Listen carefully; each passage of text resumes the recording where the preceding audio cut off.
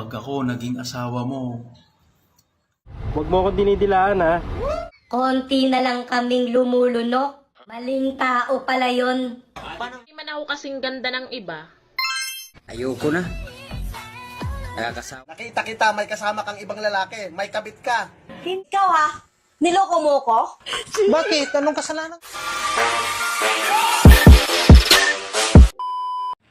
Okay lang kung pangit tayo sa kwento ng iba. Ang mahalaga, mas pangit yung nagkwento.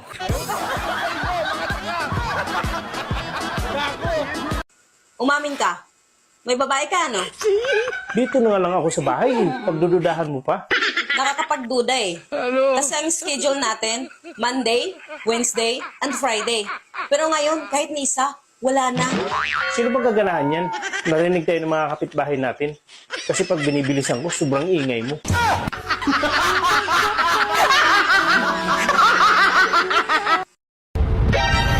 Huwag mo ko dinidilaan ha. Baka pag ikaw dinilaan ko, sabihin mo, Shit, isa pa nga.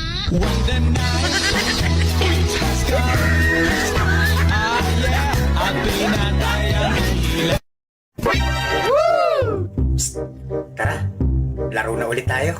Ayoko nang makipaglaro sa'yo. Masakit kang maglaro. Ito naman, biro ko lang naman yun eh. Biro lang ba yun? E baon na baon.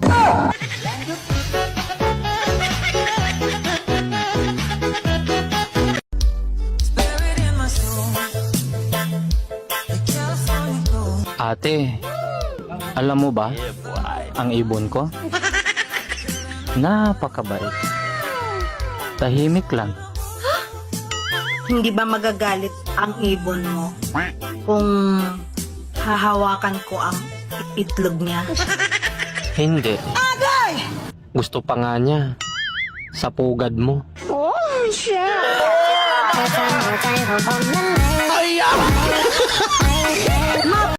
Konti na lang kaming lumulunok. Tapos, sasayangin mo pa ako.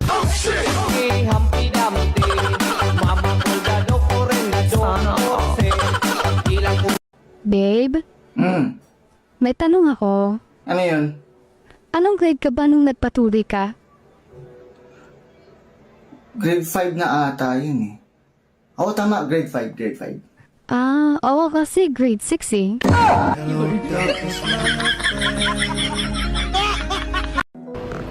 maaaring hindi ikaw ang unang babaeng minahal ko.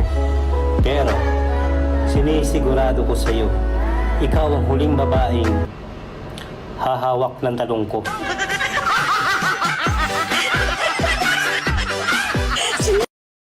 Bakit ka binubuli sa labas? Binabatukan ka na, hindi ka man lang lumalaban? Nagpapakumbaba lang ako. Alam mo naman pag ako nagagalit eh. Kilala mo naman ako, di ba? Oo nga eh. Natatakot nga rin ako pag nagagalit ka. Nanlilisik kasi mga mata mo eh. Yun din ang mararamdaman nila. Pag once na nagagalit ako, wag lang nila akong saktan. Dahil pati birthday nila, babaguhin ko.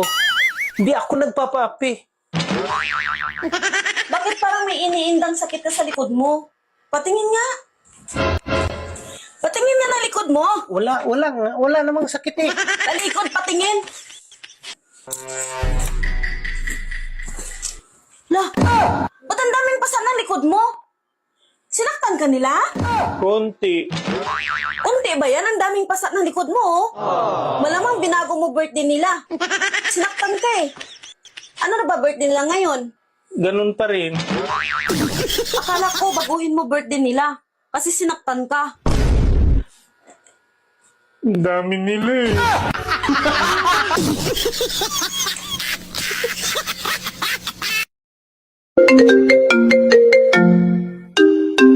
Hello? Ikaw bang boyfriend ng anak ko? Ay, opo tita. Hiwalayan mo na ang anak ko at wala namang nangyayari sa inyo. Hindi po pwede tita. Anong hindi pwede? Hindi po pwede na ipakita namin sa inyo na may nangyayari sa amin.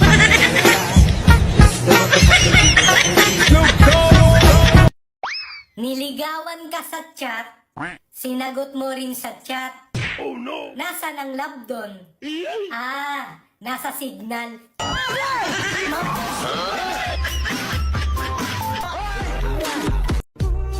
pupunta? Tatake. Sama ka? Sinungaling!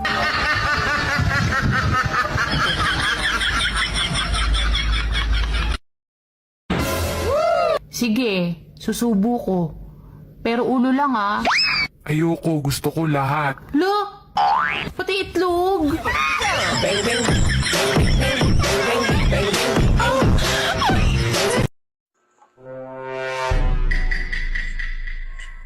Oh, anong ginagawa mo? Nag-drawing Han. Alam mo naman, magaling ako mag-drawing. Kaya ito nang ipapadrawing sa akin, nagagawa ko. Kahit ilang minuto lang, saglit lang, nakukuha ko kaagad yan. Ganun kabilis? At ganyan ka kagaling mag-drawing? Oo naman, Han. Wala ka atang tiwala sa akin eh. Kahit ano yung papadrawing sa akin, kahit gaano kahirap, dodrawingin ko yan. Hindi naman sa ganun. Nagulat lang ako na magaling ka pala mag-drawing. Alam mo, baka ako nga ang tatanghaling pinakamagaling mag-drawing sa buong mundo eh. Paano mo mapapatunayan yan sa mga tao na magaling ka mag-drawing? At ikaw nga ang may gawa sa drawing niyan. Han, wala kang tiwala sa akin eh. Gusto mo magdodrawing ako habang naka-live sa lahat ng social media? We, hindi nga.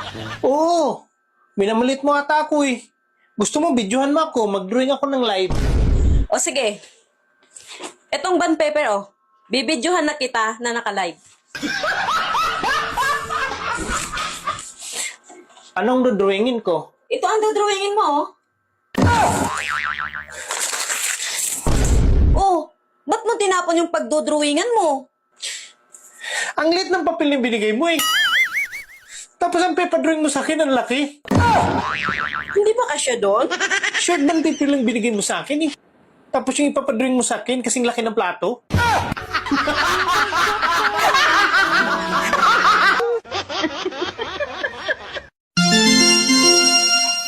Paano kita magugustuhan eh? May edad ka sa akin. Mayaman ako. Bibigay ko sa bahay, kotse at pera. Mahalin mo lang ako. Alam mo, mahal na kita.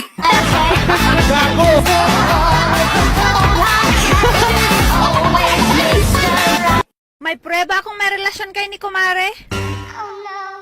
Anong prueba sinasabi mo?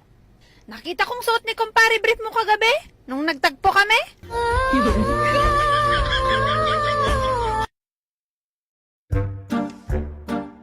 Hoy, magaling na lalaki. Kinakausap pa kita, walang hiya ka. Walang hiya ka din. Tanga. Tanga ka din. Bobo. Bobo ka din. Supot.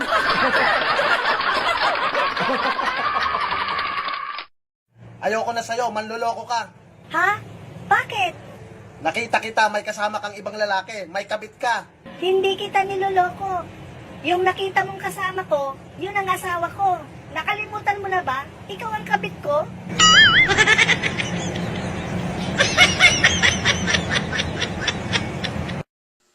Hoy, alam mo, sumusubra ka na. Nang babae ka na naman, ano? Anong nang babae? Wala ah. Naalala mo dati? Nasubrahan ka sa ana-ana? Nagiging makalimutin ka? Pero nung itinigil mo, nawala. Tapos ngayon, bumalik na naman? Kaya hindi ka makapagsinungaling sa akin. Hindi ako nagsisinungaling sa'yo. Wala akong babae, okay? Sige nga, kung wala kang babae, ano ang pangalan ko? Cherry White. Kita mo? Habang naglalakad siya, biglang bumuhos ang napakalakas na ulan. Pero ang nakakapagtaka, hindi man lang nabasa yung buhok niya. Alam niyo kung bakit? Bakit? Kasi kalbo siya. Takot sa aso. Pero nung dinog style, tuwang-tuwa.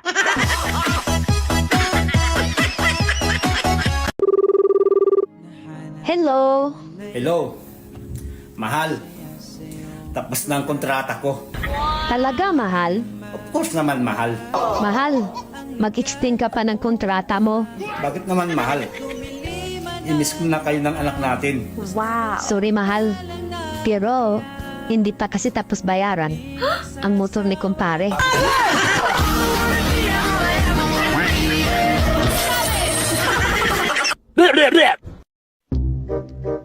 Itay. May sasabihin po sana ako sa inyo ni Inay. Ano yun, anak? Buo na po ang desisyon ko. Okay. Gusto ko na pong manirahan mag-isa. Abay, maganda yan. Hayaan mo't susuportahan ka namin ng nanay mo sa desisyon mong yan. Salamat po. Siya nga po pala, Itay. Nasa labas na po lahat ng gamit niyo ni Inay. Makakaalis na po kayo.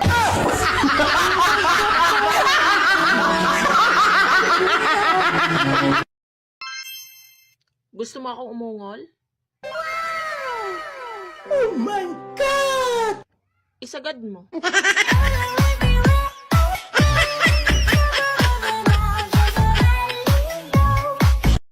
Babe, ba't wala tayong pagkain sa mesa? Di ba sabi mo noon, makita mo lang ako, busog ka na.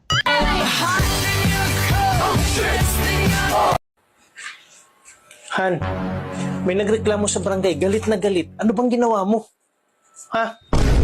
Sila na nga yung nakisuyo sa akin eh. Sila pa yung galit? Bakit? Ano ba nangyari? Nakisuyo sila. Nahawakan yung bird. Oo nga naman, tama naman. Pero bakit sila nagagalit sa'yo? Pero ang ikinagagalit daw talaga nila ay yung nabitawan yung ibon. Galing pa naman daw sa ibang bansa. Ang mahal pa naman nun. Pero bakit mo binitawan? Hindi ko binitawan ng ibon. Sila yung nagbitaw. Eh di ba nga pinahawakan sa yung ibon? Paano sila yung nakabitaw ng ibon ay ikaw yung may hawak ng ibon? Bird lang ang hinawakan ko. Nung hinawakan ko yung bird, nabitawan nila yung ibon. Tika. Ang gulo mo eh. Hawak mo na yung bird, di ba? Oo. Eh, paano nila nabitawan yung bird? Eh, ikaw na nga yung mismong may hawak. Hindi. Ang ibon hawak nila. Ang bird pinahawakan sa akin. Nung hinawakan ko ang bird, nagulat yung lalaki. Kaya nabitawan yung ibon. Ang gulo mo eh. Bird at ibon, isa lang yan. O sige, yung ibon, hawak ng lalaki. Oo. Ang bird, saan naka-location bago mo hinawakan? Sa ilalim ng brief. Bird yun, di ba? Ang likot talaga ng kamay mo. Ang alam ko, matagal ng tigok yung bird.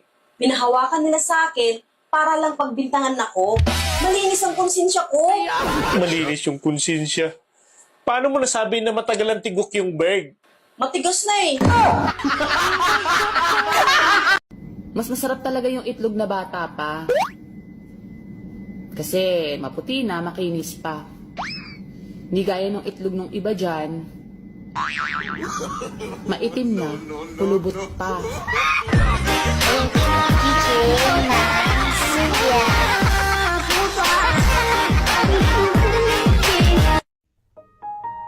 Han, may day mo naman ako. Kahit minsan lang. Hay nako, hindi ako nagsasama ng My Day. Nakapanood na nga lang muna ng TV.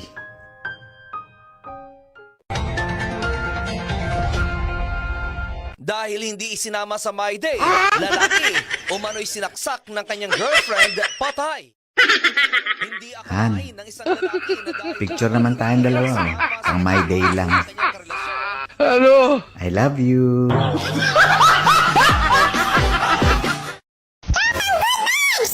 Alam mo, be, ang pagmamahal ko sa'yo, parang iniipon ko sa bangko. Oo, talaga ba, B? Lalo ba nadagdagdagan? Paubos na.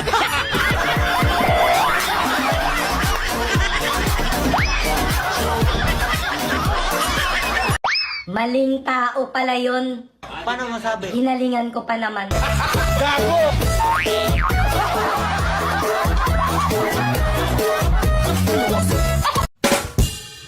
Kapag ako naging asawa mo, hindi kita papaulamin ng asin. Hanggat may asukal. Maricar, ano zodiac sign mo? Sa akin, Cancer. Ano sa akin, ulcer? Ha? Bakit ulcer? Cancer nga sa'yo eh, malala. Uy, walang ulcer na zodiac sign. Tumahimik ka, bird ako. Kapag sinabi ng jowa mo na ikaw ang kanyang pahinga, tanungin mo rin kung kanino ba siya napagod. Wow! Ang ganda-ganda natin ngayon ah. Sa ngayong araw na to, pang-10 ka na nagsabi niyan. O yun naman pala eh. Bakit ka malungkot? At asa na yung siyam na pumuri sa'yo? Pinatigok ko na. Eh, bakit? Sinungaling eh. Kasi kung maganda ako, dapat maraming nanligaw sa akin. Pero walang nanligaw kahit na isa eh. Pinuri mo rin ako, di ba? Ay, hindi ah. Hindi ako kasali dyan. Dadamay mo pa ako. Par, nakita mo ba yung magshota doon sa swimming pool ng mga bata? Oh, bakit? Ang sweet nila, no? Kuya mo eh. Tapos nung lumusong ako doon sa swimming pool ng mga bata, nalunod ako. Ha? Paano ka malulunod? Yan babaw-babaw nun. Nalunod ako sa inggit.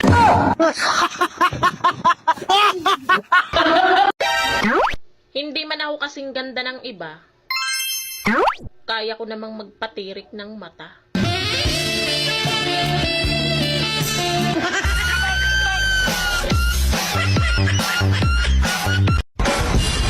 Ayoko na.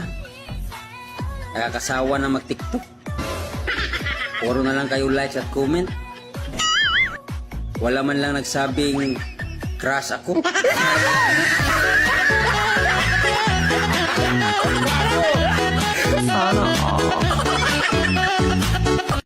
Ayaw mo ba talaga sa akin? Pwede naman tayong maging magkaibigan. Gusto ko, mas higit pa dun. O sige, simula ngayon, magpinsa na tayo.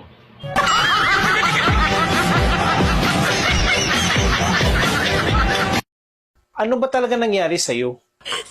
Bakit palagi mainit ang ulo mo? Ang hirap mong pasayahin. Ikaw may kasalanan nito eh.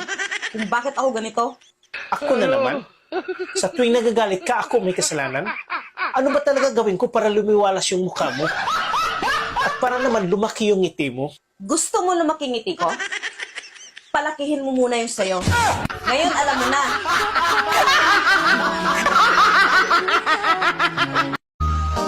Kung ako ang jowa mo, aalagaan kita tulad ng halaman. Didiligan kita ng 3 beses sa isang araw. Ikaw ha? Niloko mo ko? Bakit? Anong kasalanan ko? Nangako ka sa mama ko? Pero anong ginawa mo? 10 taon na tayo, hindi mo pa rin ako pinakasalan. Ano? Sa mama mo ako nangako, hindi sa'yo. Ikakasal na nga pala kami bukas. Invited ka.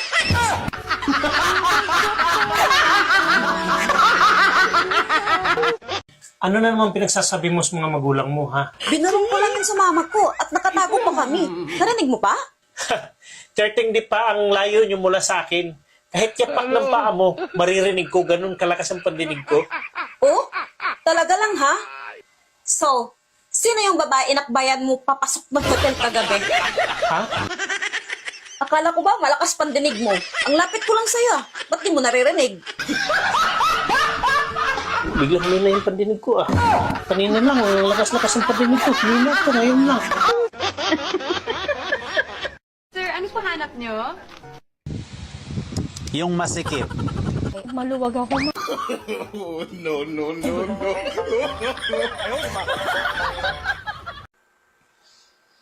Bakit kaya ako maitim? Mama't papa ko, maputi naman. Pati ba naman ganyang bagay? Hindi mo alam? Sabihin mo na naman na nasasalisihan. At anak ako ng kapitbahay. Alam ko na yung isasagot mo. Paano hindi ka iitim? Ginawa ka ng mga magulang mo na walang ilaw. Siya nga pala, bakit nga pala ikaw maputi? Ang tatay ko kasi, pag gumawa, gusto niya nakikita lahat. Kaya kailangan may ilaw. Kaya tingnan mo ko, maputi. Ganun ba?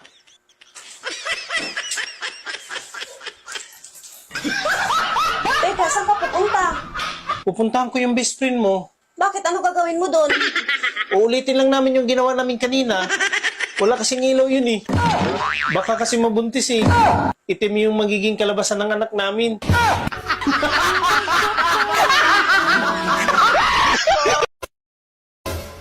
Gabi-gabi ka na lang late umuwi. Nagsasawa na ako sa'yo. Buti pa, maghiwalay na tayo. Ah, hahamunin mo ako ng hiwalayan? Sige, Hiwalay tayo. Bibi, kanino ka sasama? Kay Mama! Clyde, kanino ka sasama? Si Mama! Avril, kanino ka sasama? Si Mama! Sige, sama-sama tayo kay Mama. Ay, sa akin ka din pala sasama? Han, bakit hanggang ngayon, hindi ka pa rin nagpatuli? Diyan ka na naman eh. Ako na naman yung nakita mo. Bakit mo kasi ako pinipilit magpatuli? Ayaw ko nga kasi masakit. Pag inaano mo kasi ako, kinakabagan ako eh. Paano mo nasabing ako may dahilan? Kung bakit ka kinakabagan?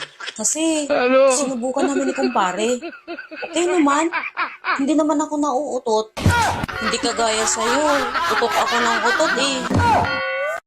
Ano ba ang pinagkaiba ng masarap at maganda? Eh parehas namang ako yan. Sorry, Nanda.